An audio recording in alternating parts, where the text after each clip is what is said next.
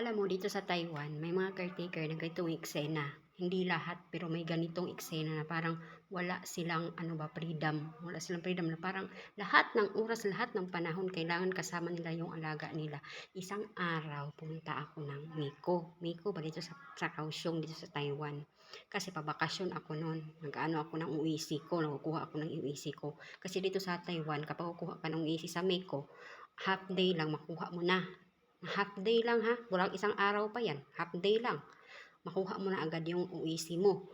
So pagdating ko doon sa Miko, kasi sa Pilipinas, 'di ba, parang matagal-tagal kasi matagal-tagal yung pagkuha ba. Yung araw siguro hindi ko pa na-try kasi pag nagbakasyon ako pumunta ako doon sa Pilipinas. So bakasyon ako sa Pilipinas, dito talaga ako sa Miko sa Taiwan talaga ako kukuha ng UEC ko bago ako magbakasyon. So pagpunta ko doon sa Miko, guys, sa Kaohsiung, may isang caretaker din ng Pinay. Tapos nakasabay ko na tulak-tulak niya yung alaga niya sa wheelchair. Kasi sabi ko, bakit kasama mo yung alaga mo? Bakit po kasi kukuha daw siya ng UEC kasi magbabakasyon siya.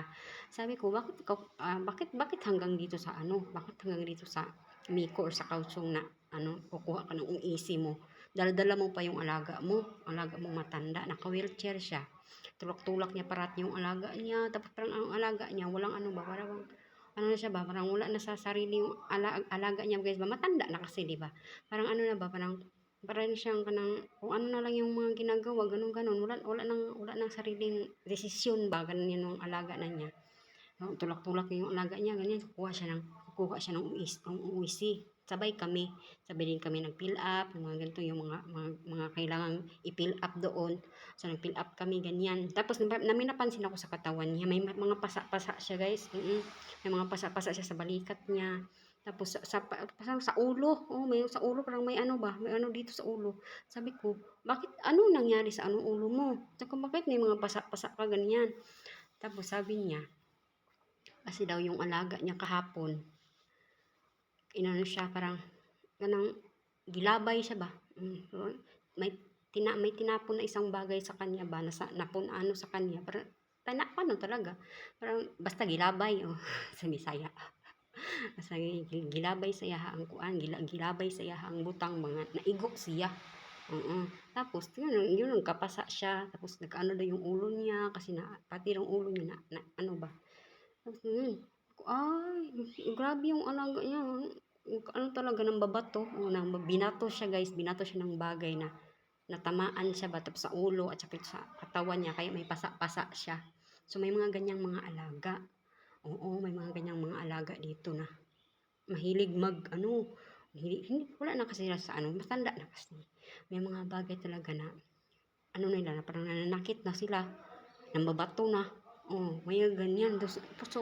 Bago pa lang ako noon, pero hindi matanda yung alaga pa noon yung alaga ko noon, bata pa. Kasi, yung una kong alaga dito sa Taiwan is bata, di ba? Alaga ko kambal na baby. So, wala akong kasama doon, ganyan. May mga diop pa ako. Masuki kasi pag bata.